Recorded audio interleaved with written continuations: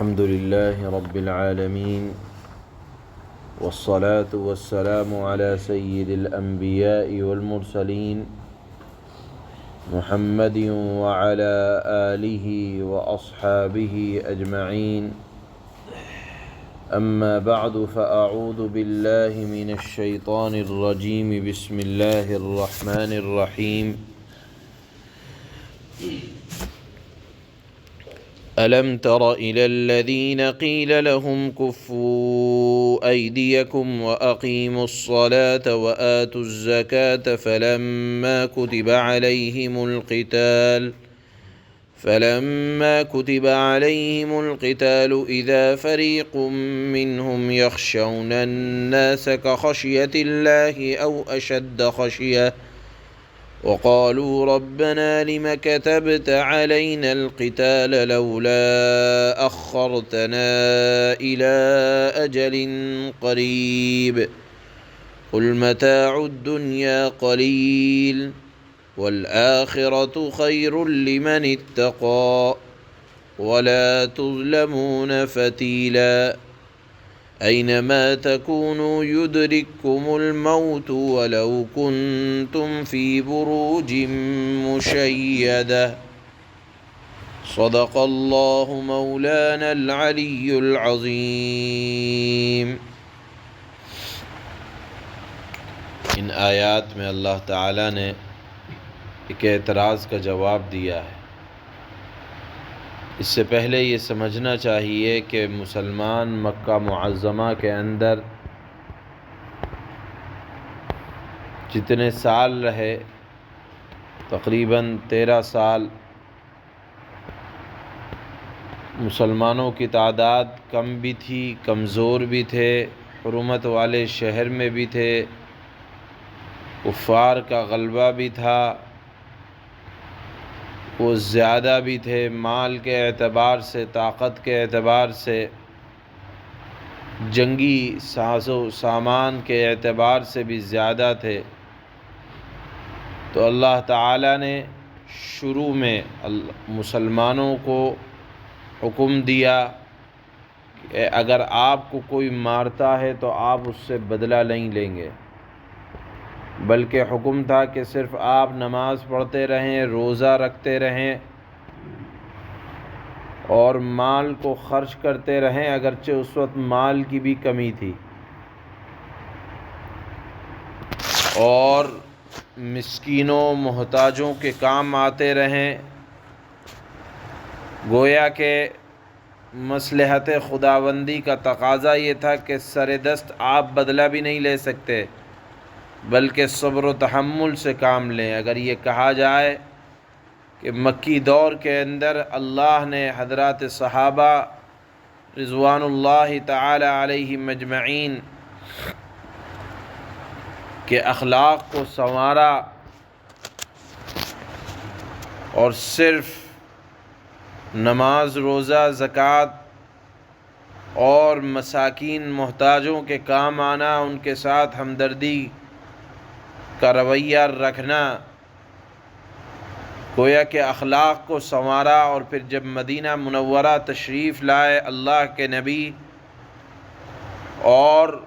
حضرات صحابہ اکرام، تو پھر ارشاد فرمایا کہ اگر آپ سے کوئی لڑنے آئے، آپ کی زمین کو کوئی ہتھیانے آئے، تو اب حکم یہ نہیں ہے کہ ہاتھ پر ہاتھ دھرے بیٹھے رہیں، بلکہ مقابلہ کیا جائے گا، کیونکہ جتنا ظلم ہونا تھا مکے میں ہو گیا. ہر بڑے نے چھوٹے کو دبایا، مسلمانوں کو کمزور سمجھ کر ان کے اوپر ظلم و ستم کے پہاڑ توڑے، اور زندگی کا جینا دو بھر کر رکھا تھا.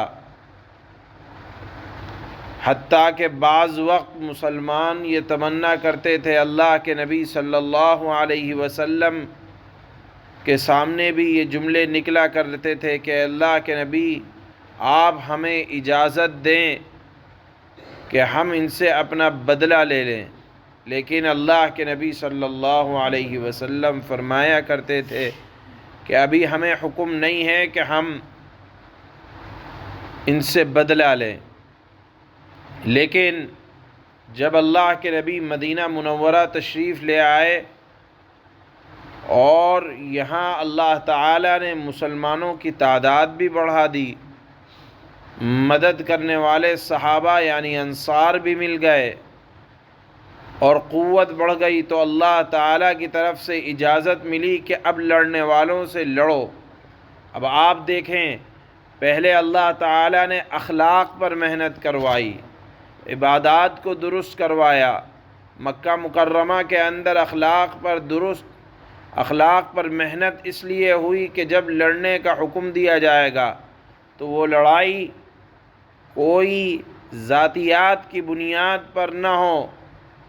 یا وہاں کسی طرح کا منصب حاصل کرنے کے لیے لڑائی نہ لڑی جائے، بلکہ صرف اور صرف انصاف اور امن کو قائم کرنے کے لیے یہ اگر کوئی لڑنا آئے تو اس سے لڑا جائے گا۔ تو جب یہ حکم آیا تو کچھ منافقین یا یہ کہا جائے کمزور دل کے رکھنے والے مسلمانوں کے زبان سے یہ جملہ نکلا کہ اگر یہ حکم ابھی نہ آتا، اس لیے کہ مدینہ منورہ میں تو آنے کے بعد ذرا راحت ہوئی تھی، مکی دور تو انتہائی تکلیف دے رہا ہے، تو زبان سے یہ جملہ نکل پڑا، کاش کہ یہ حکم ابھی نہ آتا، ابھی تو آرام کا موقع ملا تھا اور اب یہ حکم آ گیا۔ تو کہنے لگے لولا اخرتنا الی اجل قریب، ہمیں تھوڑی مہلت دے دی جاتی، ابھی تو راحت اور سکون کے آرام کے دن آئے تھے کہ اب یہ فریضہ آ گیا۔ اللہ نے فرمایا کہ یہ تو تمہاری تمنا تھی، تم یہ تمنا کیا کرتے تھے مکے کے زمانے میں کہ کاش کہ ہمیں بدلہ لینے کا موقع مل جائے، اب اگر اللہ تعالیٰ کی طرف سے حکم آ گیا تو یہ زبان سے یہ جملہ نکل رہا ہے۔ بعض علماء نے لکھا ہے کہ ان آیات کا تعلق خاص مؤمنین مخلصین سے نہیں ہے، بلکہ منافقین نے یہ جملہ کہا۔ یہ اگر کسی مؤمن کے زبان سے بھی یہ جملہ نکلا ہو تو یہ بشریت کے تقاضے کی بنیاد پر تھا کہ ہم مکہ کے دور کے سے تو ابھی نکل کے آئے ہیں، بشریت کے تقاضے کی بنیاد پر یہ جملہ نکل گیا۔ بہرحال اللہ نے فرمایا کہ اگر تم یہ سمجھتے ہو کہ اس حکم پر عمل نہیں کرو گے اور موت سے بچ جاؤ گے، تو اللہ نے فرمایا اینما تکونوا یدرککم الموت ولو کنتم فی بروج مشیدہ۔ دیکھو، اگر یہ سمجھتے ہو کہ میدان جہاد میں جاؤ گے اور وہاں موت آ جائے گی اور گھر پہ بیٹھے رہو گے تو موت نہیں آئے گی، اللہ تعالیٰ نے فرمایا موت تو تم کو آ کر رہے گی، چاہے تم مضبوط قلعوں کے اندر بھی جا کر اپنے آپ کو پوشیدہ کر لو، چھپا لو، موت سے کسی کو مفر نہیں۔ مضبوط قلعوں میں بھی اگر چلے جاؤ گے وہاں بھی موت آ کر رہے گی، اپنے وقت پر آ کر رہے گی۔ دنیا چھوڑ کر جانا ہے تو پھر موت سے کس بات کی گھبراہٹ، یہ اللہ تعالیٰ نے ارشاد فرمایا۔ اور یہاں اللہ تعالیٰ نے یہ بات بھی فرمائی کہ دیکھو، اگر یہ تمنا اس لیے کر رہے ہو کہ دنیا کی نعمتیں تم سے چھوٹ جائیں گی، تو دیکھو دنیا کی نعمتیں تو بہرحال بہت تھوڑی ہیں۔ اللہ نے فرمایا قل متاع الدنیا قلیل، دنیا کی زندگی تو بہت تھوڑی ہے، یہاں کی نعمتیں بہت کم ہیں، اور آخرت کی نعمتیں بہت زیادہ ہیں۔ دنیا کی نعمتیں فانی ہیں اور ختم ہونے والی ہیں، آخرت کی نعمتیں لا زوال اور ہمیشہ باقی رہنے والی ہیں۔ اور دیکھیے، دنیا کی نعمتوں کی محنت کرنے والے لوگ ضروری نہیں ہوا کرتا کہ دنیا کی نعمتیں حاصل ہو ہی جائیں۔ آپ دیکھیں دن بھر لوگ جوتیوں کو چٹکاتے پھرتے ہیں، لیکن کہا جاتا ہے کہ نقصان ہو گیا، معلوم یہ ہوا کہ دنیا کے لیے محنت کرنے والے کے لیے یہ بات لازم نہیں ہے کہ اسے وہاں کی نعمتیں مل ہی جائیں، البتہ اللہ کا وعدہ ہے جو لوگ متقین ہیں، آخرت کے لیے محنت کرتے ہیں، تو وہاں کے لیے محنت کرنے والوں کے لیے لازمی ہے کہ اللہ تعالیٰ ان کو نعمتوں سے ضرور نوازیں گے۔ اور پھر اگر دنیا کی نعمت ساری کی ساری مل بھی گئیں تو اس کے ساتھ گندگیوں کا آنا، پریشانیوں کا آنا، فکروں کا آنا لازمی ہے، اور آخرت کی نعمتوں کے مقابلے کے لیے اللہ تعالیٰ نے فرمایا کہ وہاں کی جو نعمتیں ہیں اس کے ساتھ فکروں کا کوئی گزر نہیں ہے، اور اللہ تعالیٰ نے فرمایا وَلَا تُظْلَمُونَ فَتِيلًا، تم پر دھاگے کے برابر بھی، ایک بال برابر بھی اللہ تعالیٰ نے فرمایا کسی پر ظلم نہ کیا جائے گا۔ لہذا موت کا وقت متعین ہے، مقرر ہے، وہ اپنے وقت پر آئے گی، چاہے تم کتنے بھی مضبوط قلعوں میں کیوں نہ پہنچ جاؤ۔ لہذا جس وقت جو اللہ کا حکم ہو اس کو ادا کرتے رہو، اسی میں بھلائی ہے، یہ اللہ تعالیٰ نے یہاں آیات میں ارشاد فرمایا ہے۔ اللہ فرماتے ہیں أَلَمْ تَرَ إِلَى الَّذِينَ قِيلَ لَهُمْ كُفُّوا أَيْدِيَكُمْ أَلَمْ تَرَ إِلَى الَّذِينَ قِيلَ لَهُمْ كُفُّوا أَيْدِيَكُمْ وَأَقِيمُوا الصَّلَاةَ وَآتُوا الزَّكَاةَ فَلَمَّا كُتِبَ عَلَيْهِمُ الْقِتَالُ إِذَا فَرِيقٌ مِّنْهُمْ يَخْشَوْنَ النَّاسَ كَخَشْيَةِ اللَّهِ أَوْ أَشَدَّ خَشْيَةً۔ اے لوگوں، کیا اے مخاطب، کیا آپ نے ان لوگوں کو نہیں دیکھا جن سے مکی زندگی میں کہا جاتا تھا کہ اپنے ہاتھ روک کر رکھو، یعنی اگر کوئی مار بھی رہا ہے تو آپ کو مارنے کا حکم نہیں تھا، اور وہاں کیا حکم تھا؟ بس اتنا تھا کہ نماز قائم کیے جاؤ، زکوٰۃ دیتے رہو۔ اور پھر جب ان پر جنگ فرض کی گئی، یعنی مدینہ منورہ میں آئے، اور پھر حکم ہوا کہ اب جو آپ سے لڑنے آ رہا ہے آپ اس سے مقابلہ کریں، تو ان میں سے ایک جماعت دشمن لوگوں سے ایسی ڈرنے لگی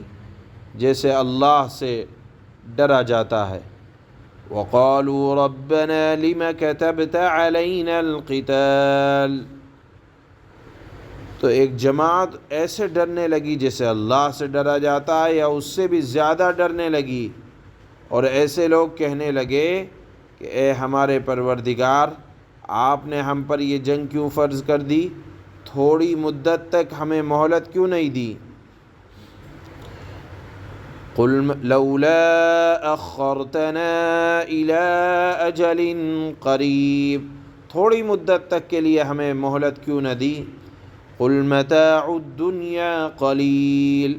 وَالْآخِرَةُ خَيْرٌ لِمَنِ اتَّقَىٰ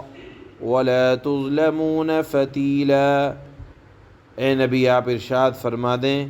کہ دنیا کا فائدہ، دنیا کی نعمتیں، یہ تو بہت تھوڑا سا ہے، اور جو شخص تقوی اختیار کرے،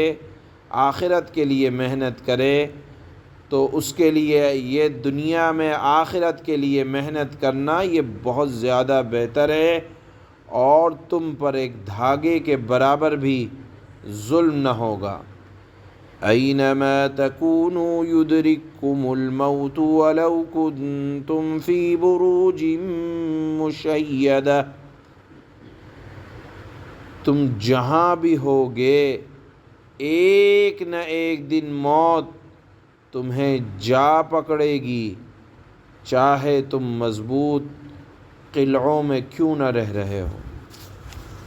سبحان اللہ۔